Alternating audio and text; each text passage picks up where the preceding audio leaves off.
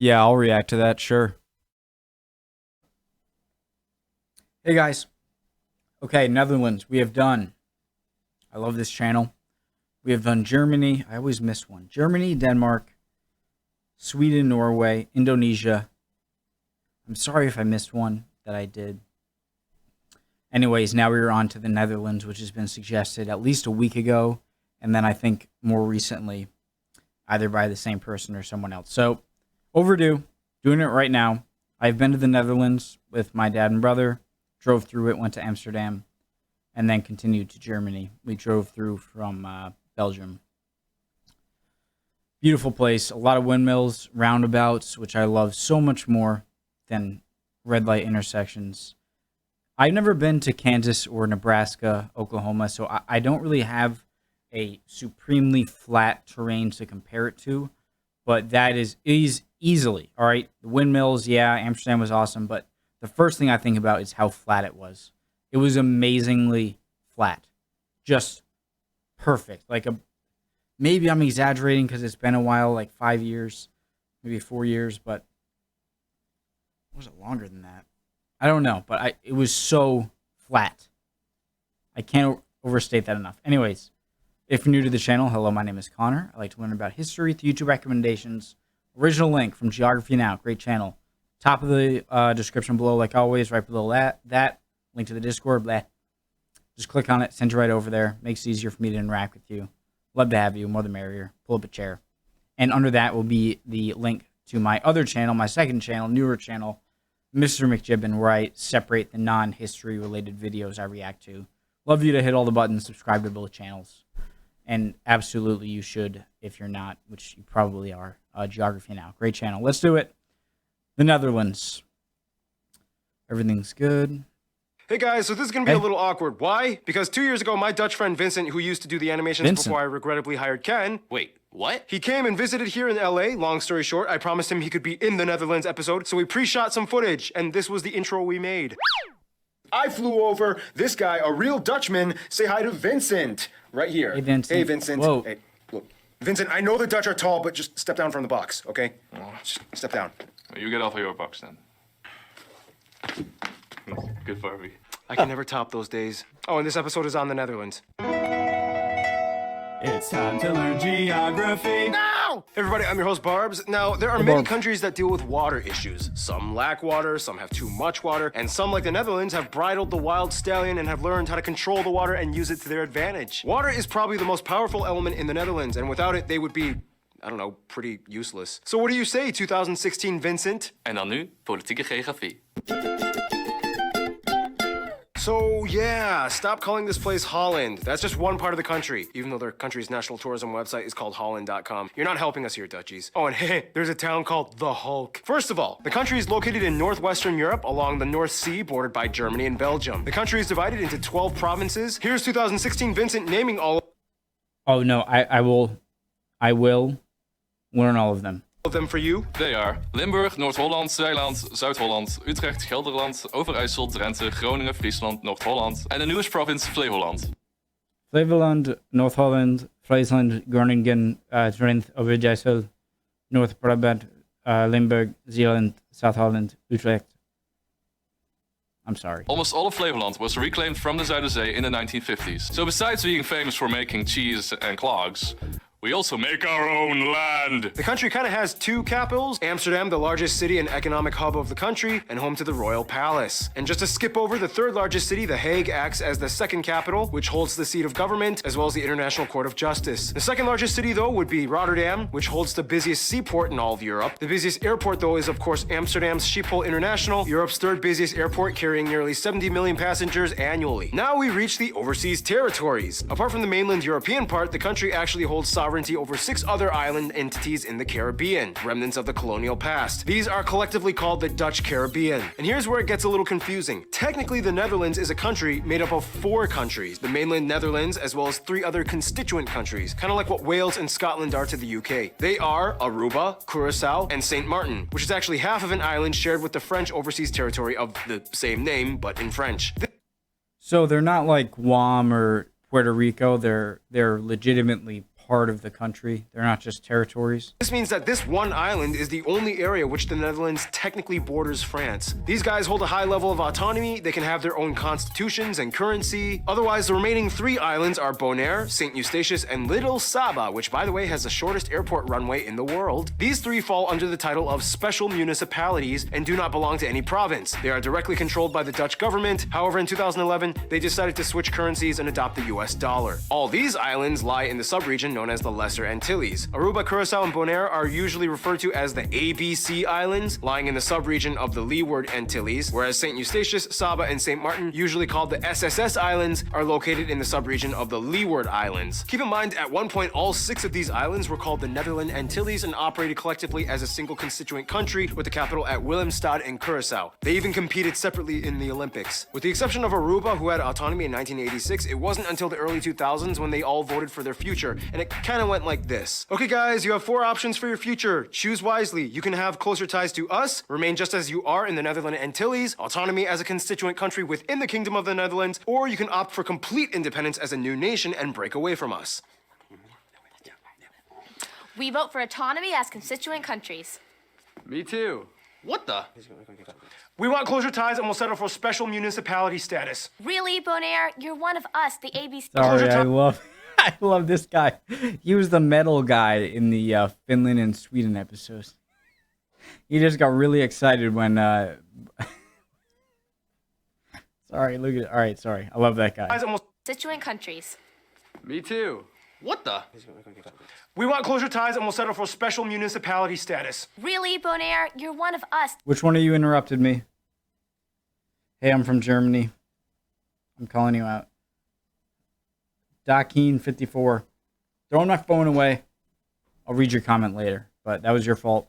We want closer ties and we'll settle for special municipality status. Really, Bonaire? You're one of us, the ABC Island. You're really gonna ditch us like that and leave us with this half-Frenchy magoo? Yep, deal with it. And that's basically how it went down. So there you go. That's how you make a Netherlands. Waterways dominate the country, though. There's even a town with no roads and only canals. But how did it end up this way? Somewhere around the 9th century, people were kind of fed up with all the flooding, and they invented these seawalls known as dikes, which surrounded polders or reclaimed land plots protected by the dikes. To this day, the Netherlands has reclaimed about 1/5 of its total landmass from the sea. So what would happen if all the dikes were destroyed and all the water just came and flooded everything? Scientists speculate that the country would go from looking like this to this. Whoa, Amsterdam would be gone. Yep. Luckily, the Dutch are fantastic engineers and have been taming this dragon for centuries. And speaking of engineering, there are so many notable spots to check out in case you ever visit. So many museums, but the most notable one probably being the Rijksmuseum in Amsterdam, the Royal Palace, the Van Gogh Museum, the Anne Frank House. I went there,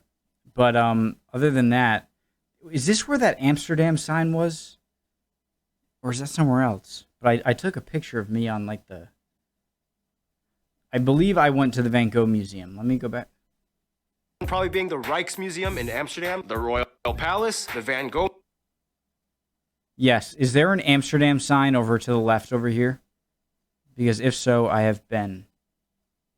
Museum, the Anne Frank House, numerous castles like these, numerous star-shaped fortress towns, so many amusement parks like these, the enclaves and exclaves of Barrel Nassau. We talked about this in the Belgium episode. The world's largest flower garden at Keukenhof, Austerlitz Pyramid, this prehistoric burial site, and of course there are somewhere around 1,000 historic windmills left in the country from the 1800s, mostly in the Kinderdijk area, a UNESCO heritage site. I didn't see much of... Sorry about pausing so much so early too, but I didn't see so many of the old type windmills. Maybe I'm sure I saw a few. But I saw a ton of the new, big white ones. We have a few over here in Rhode Island, but a ton of the more modern type windmills. I wish we went and visited some of that, but we only spent so much time in each country. Keep in mind, though, the country has a ton of modern wind turbines Yes. that help supply energy to the nation, a topic that will be discussed in...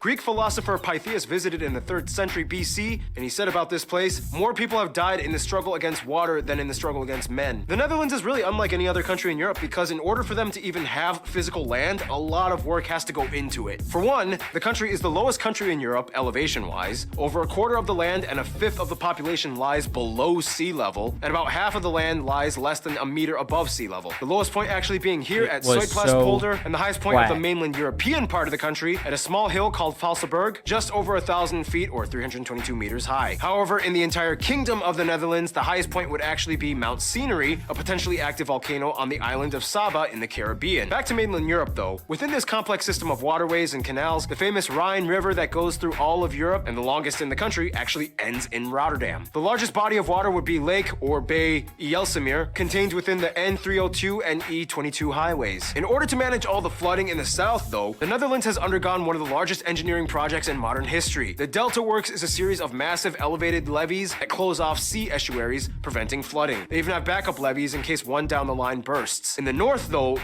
I was surprised because I think I've been to one of the. It must be annoying to keep saying like, I think I went there. I only spent a day. You want to say 2 days, 1 night there, but I remember something like that. I'm sure there are a lot of. I gotta stop pausing. Walden Islands act as kind of like natural barriers against the sea. All this land reclamation has left many of the inland areas exposed to what are labeled as the largest open sand drifts in Europe. Keep in mind, they are not deserts, but rather strange, wet, sandy plots in the middle of green shrubbery. A rare natural sight to come across anywhere in the world. So, in a nutshell, the entire country is basically one big river delta. We should hang out sometime. So that's just about it for now. I gotta get my triple shot of espresso break, which means we need a guy who knows I don't know if that's a few things. Noah.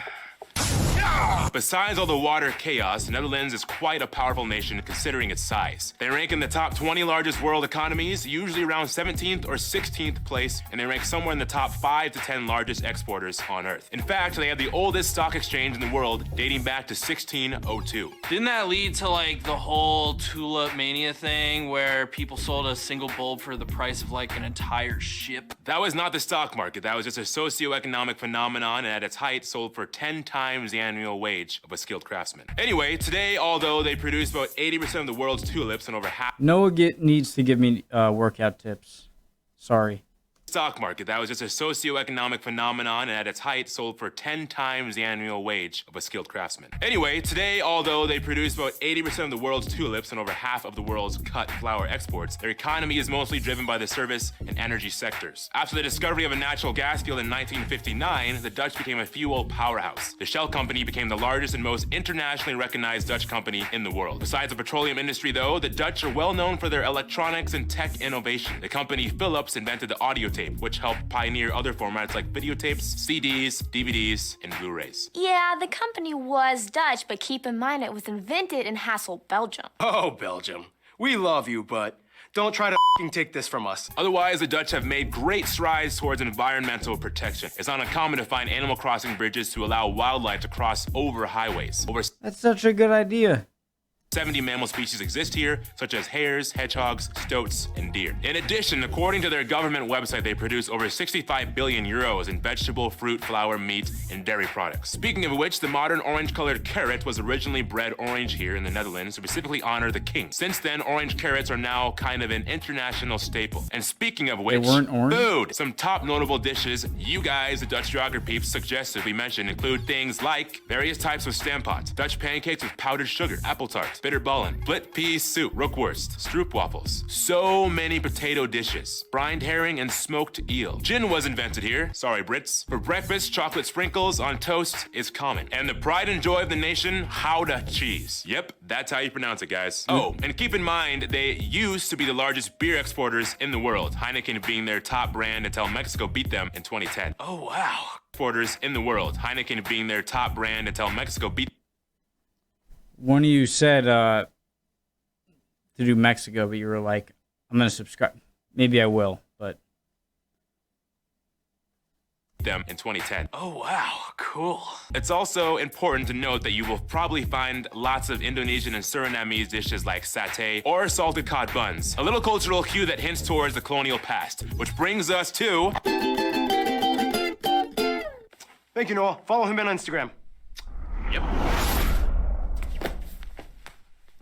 Okay, that just happened. Now, in Europe, you have all different types of people that operate with all different customs and ideologies. Here, they have two sayings that kind of sum up how a lot of their country operates. Meten is weten and gezelligheid have two sayings that kind of sum up how a lot of their country operates. Meten Measuring his knowledge. is weten and Coziness knows no time.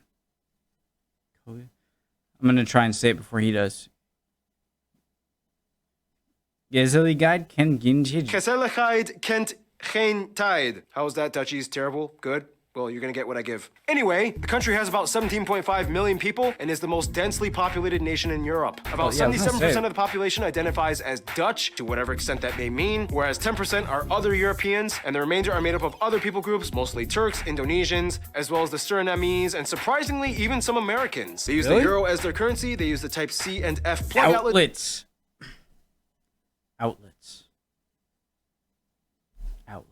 And surprisingly, even some Americans. They use the euro as their currency, they use the type C and F plug outlets, and they drive on the right side of the road. Now, we all know that Dutch is the official language of the Netherlands. However, if you speak English, you should have no problem at all visiting. Netherlands has the highest proficiency in English out of any non-English official country in the world. Somewhere around 9 out of 10 Dutch people claim they can comfortably speak English, and around 94% of the country is in some way bilingual. There's no one that we met that couldn't say, that couldn't speak English. But I do notice that the "w" sound, like instead of over like where, I like over there, like over there. I hope that's not offensive or anything, but I'm sure that there are many times I made myself look like an idiot in Europe. One of the times was France. Fast forward if you want. I know I've paused a lot, but you're dead to me. Where I looked like a classic American clearly, and I went up. It was in France. Not many people spoke English. And we were at a restaurant, and I had to go to the bathroom, and so I needed to ask where the bathroom was. And the French phrase was like "oula boule." I forget what it was, but I was like, we looked it up. Me, my dad, and brother looked it up, and then I went over, and then he immediately just said, like I tried to speak French, like "oula bagne" or something like that, and he just immediately says downstairs to the right, like he. Just like you can tell kind of with accents in English, like when people from, it's their second language, like, oh, that's a French sounding English or whatnot. They can obviously tell when an English or American person. And I thought that was funny. So it's almost condescending when you think that they don't. I explained that terribly. I hope my fail. Geography Anna told me a joke. Many times Dutch kids will ask their parents, Hey, Mom. Yes, honey. Why do we have to learn English, but the British don't have to learn Dutch? Because our ancestors decided it would be a great idea to trade New York for Suriname and one small island in Indonesia. It's important to note, though, that there are 2 other regional languages accepted in Dutch society. They are Frisian, spoken in the northern Friesland region, and the other being Papiamento, a Dutch Creole spoken in the ABC Islands. But it's already kind of well known that the Dutch are the tallest people on average in the world. I thought, I'm pausing again, I thought it was Balkan, like Montenegro or something like that, or Slovenia. I thought that somewhere in the Balkans had the tallest people. Men averaging around 6'1" and women around 5'7". And once again, here's 2016 Vincent explaining. Latest studies have shown that natural selection has been the biggest reason. Being tall should equal to being more athletic, successful, and healthy. Many educated men start families after their studies. Fast forward a couple of years, with length being very heritable, and the result is a nation of giants. Yeah, we're outbreeding short people. Religion in the Netherlands is interesting because historically, they used to be predominantly Christian, mostly Protestant, but today about half the population identifies as unaffiliated, which depending on who you ask could be anything from the largest unaffiliated group, agnostics, at about 34%, to the growing number of eiatists at around 28%, which is kind of like a technical term for spiritual but not religious. Otherwise, Islam at about 5% of the population is mostly practiced by Turkish and Indonesian communities. Christianity, although not practiced regularly by most of the people, still plays a heavy cultural role in the Netherlands. Holidays like Christmas, Easter, Pentecost, and Ascension are still celebrated by everyone in a Dutch manner. At one point, they were a vast empire that spanned across every inhabited continent. Australia was at one point called New Holland, New Zealand, named after the Zeeland province, Tasmania, named after this Dutch guy, New York was once called New Amsterdam, and so on. Otherwise, what is the Dutch way of doing things? Many of you guys, the Dutch geography peeps, have told me there's a Dutch saying, act normal, which is ironic considering that they are almost anything but normal. And here's random Hannah to explain culture stuff.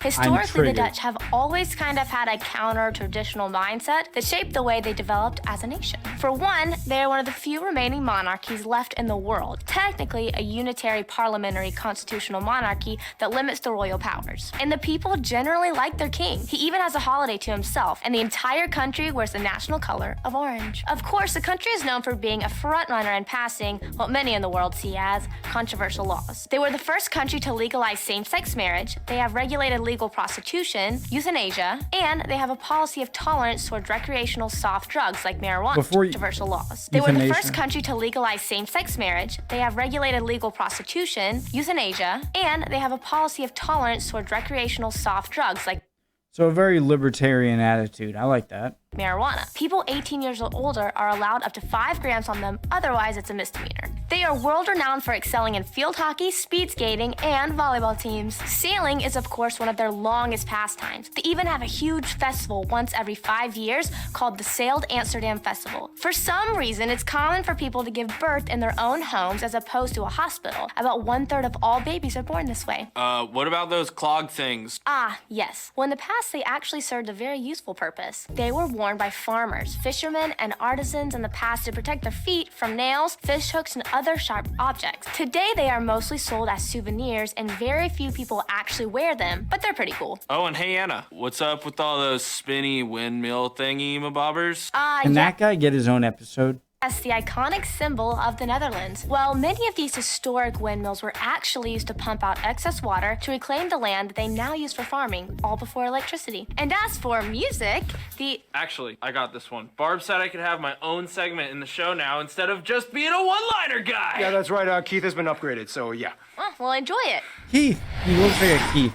Well, that just happened. Again, I guess everybody has superpowers now. Historically speaking, the Dutch contributed much to the Baroque period at the end of the Renaissance, with numerous composers, organ players, and vocalists rooted in Christianity. Traditional clog dancing was also a cool way to add percussion to folk music in rural areas. Today, however, even though there are many genres the Dutch enjoy, electronic music reigns supreme. Most of the best well-known DJs in the EDM scene across the world are from the Don't hate me, but I'm not a huge EDM fan. Netherlands. And the Amsterdam Dance Event, ADE, is the world's top and largest electronic music conference. So if you come out here, get ready to get shocked with some musical electricity. Thank you, Keith. And speaking of the development of the Netherlands over time, let's talk about history in the quickest way I can put it. Hamburg and Bronze Age cultures, Iron Age with Celt and Germanic groups, Gallic wars, the Romans come in, Frankish kingdoms, Charlemagne, blah, blah, blah. Friesland once had a Viking ruler, Lotharingia, Holy Roman Empire, confusing Burgundian and Spanish Habsburg and city-states, the Spanish takeover, Dutch revolt, 80 years of war against Spain, this dude is a hero, Golden Age and stock market, Dutch East revolt, 80 years of war against Spain, this dude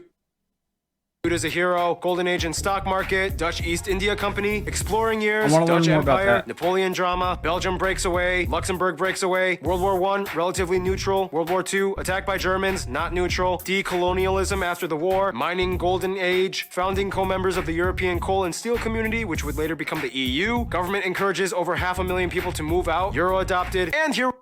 Wait, what?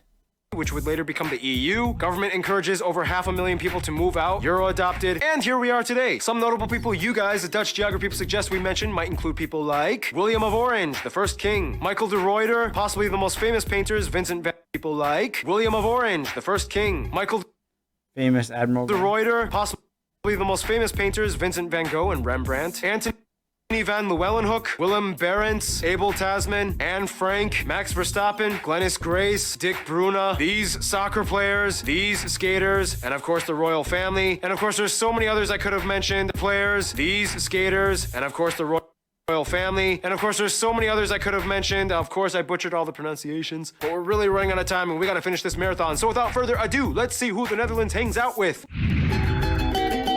I just want to say that it's coincidence that I watched the Indonesia episode right before this, and I really wanted to learn about Dutch colonization and the East India Company, so Now, there's a reason why it's called going Dutch when paying for a meal. The Netherlands likes to share. Systematic and mathematically equivalent to what is owed to each based on the merit they've earned. First of all, pretty much all the former colonies have some kind of amicable relation to the Netherlands. The Afrikaans language in South Africa is basically just an Africanized version of Dutch. Tons of Surinamese and Indonesians have been migrating to the Netherlands for decades. Otherwise, the USA and Canada are very close friends as well. During World War II, the royal family actually took refuge in Canada, and Canada actually quickly changed the law in which the hospital was temporarily considered extraterritorial so that the princess could be born Dutch. To this day, the Netherlands sends tons of flowers every year in gratitude. For the US, the two go way back all the way to New Amsterdam before it was New York. The Dutch have immigrated to the US for centuries. 5 American presidents have been of Dutch descent. They are each other's third largest direct foreign investors. They are both charter members of NATO since 1949. And overall, in most global affairs, the two usually work together as close allies. With Germany, it's like a funny love-hate relationship. Like the two share so much historically, both being under the same same influences like the Western Roman Empire, the Franks, and even their first king, William of Orange, belonged to a German royal house. Then again, World War II was kind of like a jerk move, and the Dutch never really forgot about it. But nonetheless, they've moved on, and today things are fine. Germany is their largest trading partner, both in imports and exports. Many Germans and Dutch cross over and visit, study, live, and have families with each other's countries. When it comes to their best friend, however, almost every single Dutch person I have talked to has said their little brother they love picking fun on and calling stupid, Belgium. Or at least specifically the northern Flanders region of Belgium, where the Dutch speakers are. And many see the Flanders region as just an extension of the Dutch realm. The royal families love each other. King William Alexander even bestowed the Knight Grand Cross to King Philip and his wife. Flemish and Dutch people have been intermarrying and cooperating side by side since the beginning. And even after Belgium's independence, they've still clung on as the only two Dutch official speaking nations in Europe. And even then, Belgium is only half